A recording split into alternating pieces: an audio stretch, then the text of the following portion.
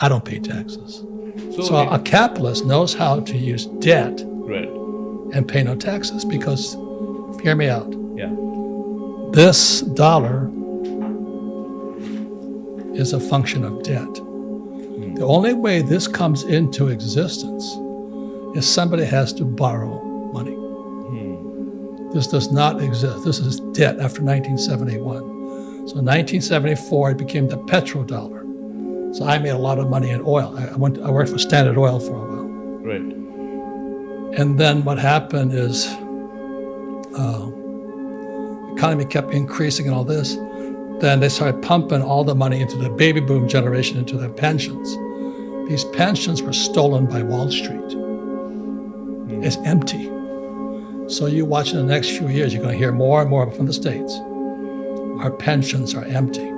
But not what else happened was because my age, baby boomers, were pumping so much money into pensions, the stock market blew up. The stock market blew up. Housing prices blew up. Bond market blew up. Right. Now it's all going to come down. That's my prediction. I hope I'm wrong. So this has been happening for decades now. I've been studying it for most of my life. Okay. Since I was 10 years old. I said, how come I don't have some of this? How come the school teacher doesn't teach me about this? Right. Why does my dad always say, go to school, get a job, work hard, pay taxes, save money? Right. Why do that? And my rich dad says, I don't do that.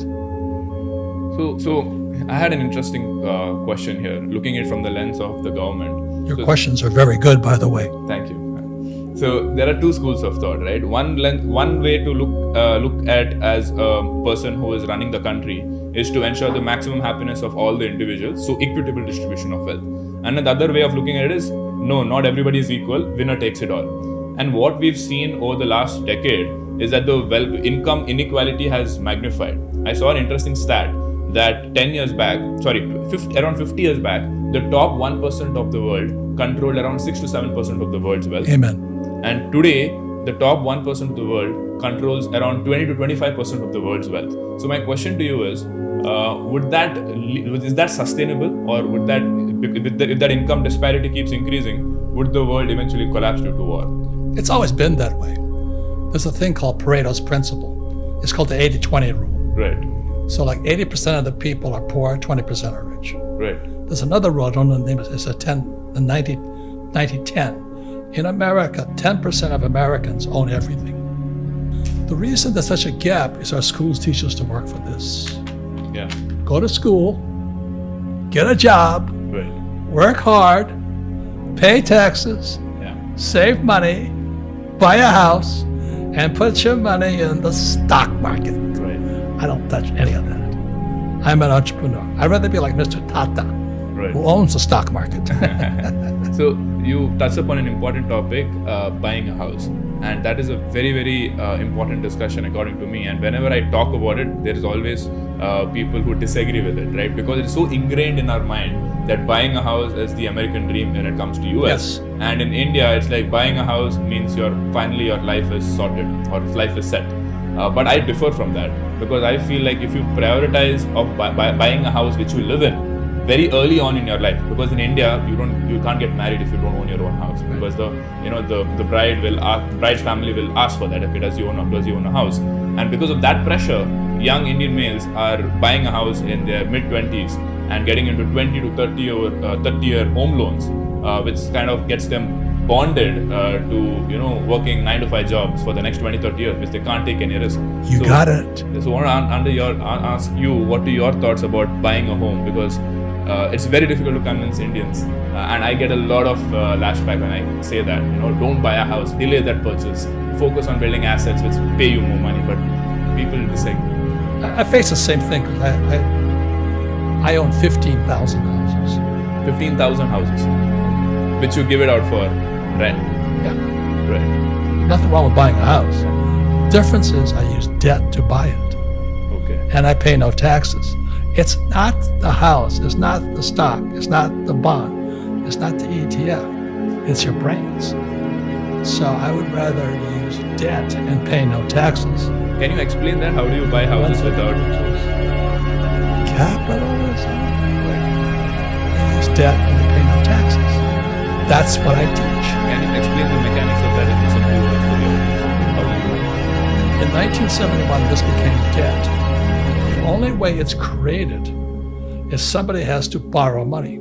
So in your credit card, there's no money in your credit card. Right. There's no money anywhere. So the moment you use your credit card, money is created.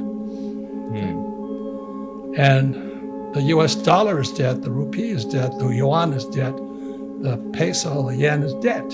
They need people to borrow money. So when I go to a bank and I say, I want to borrow $20 million, I get huge tax breaks because I'm creating money. But if I use my credit card, I get nothing. Okay, it's up here. Your greatest assets between this year and this year, this year. So that's why I have the cash flow board game. There's not too many here. The board game was designed to teach you to think like a capitalist. Cash flow. Okay. And so I wrote a book, Rich Dad, Poor Dad, same thing. It's all about accounting. Right.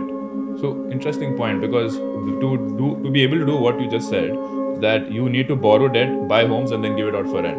But you gotta have it in your head first. Right. No, but don't go stupid and running out there. Right.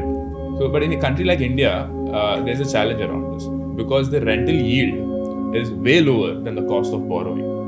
So in US it's the opposite, right? Like the rental yield, I don't know. Every city in America is different. Right. All the laws are different. So the first thing I would do is I'd come here, I'd hire an accountant and attorney. Okay.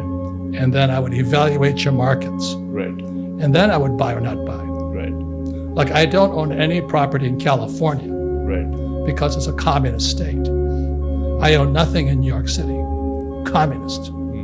Okay. But I own in Arizona and Texas. The laws are different. So you have to know the laws. You can't be stupid. Right. Right. So most people make that mistake. They're like, I have so many people coming up to me, hey, I read this book, Rich Dad, Poor Dad, and it says you have to buy houses and give it for rent. But in India, I didn't say that. I said your house is not an asset. Right, house is not an asset. Yeah. And when you miss, it's called financial literacy. Right. What is the definition of the word? If it puts money in my pocket, it's an asset. Correct. If my house is taking money from my pocket, it's a liability. Yes. It has nothing to do with real estate. Right. Correct. So yeah, for most people confuse that with saying I'll buy the house and I'll only live in it. And that doesn't liability. That becomes a liability, and most people have a very hard time digesting that. Right? Because they don't go one more house beyond it, Yes, they cannot. I mean, they think like poor middle class peasants. They spend 30 years to buy that one house. Yeah. How will they afford the next house? Right? Then they have to worry about their retirement, their kids' education, their kids' marriage, their kids' house. So it's no way winning that game. It takes. Everybody wants the easy answer. Right. They want to win the lottery. Right. They want to be a soccer star. Yeah. They want to be a Bollywood star. Yeah. And as you said already, they're broke in 10 years. Right. So now I want to go a little bit from a philosophical point of view, right? So we've just been talking about money this, money that, how to get rich. But I feel the three pillars of a happy life is money, health, and relationships. I wanted to ask you, someone who has almost lived 80 years on this planet, how would you rank them? What? Three pillars of life: money, health, relationship. How would you rank them in terms of importance for a happy life? Why do you have to rank them? So that people know what to prioritize. They're all important. But if you had to rank them? Money. Money first. If I can handle money, the rest is easy. Right. In America, they say, no money, no honey. But what about health? Health. Health is expensive. Yeah. So Are you shitting me? Yeah. So money comes first, and then health, and then... If I was to make a choice, if I got the money handled, I'd get the rest handled. But if I'm poor, no money, no honey, no wife, no health, That's right. unhappiness. I fly all over the world. I have my own private jet. I'm a lot happier. I stand in line at Mumbai airport. I'm not happy. You know what I mean? I have a Lear 60. I just climb on, gone.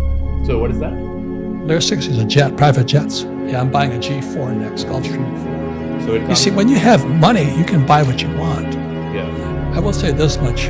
What's more important is ethics and morals. Nothing I do is illegal, unethical, or immoral. Those are the three more important than anything else to me. Like I've had people cheat me, steal my money, partners and all this. That's illegal, unethical, immoral. That to me is more important than money. Right. I don't have to lie, cheat, or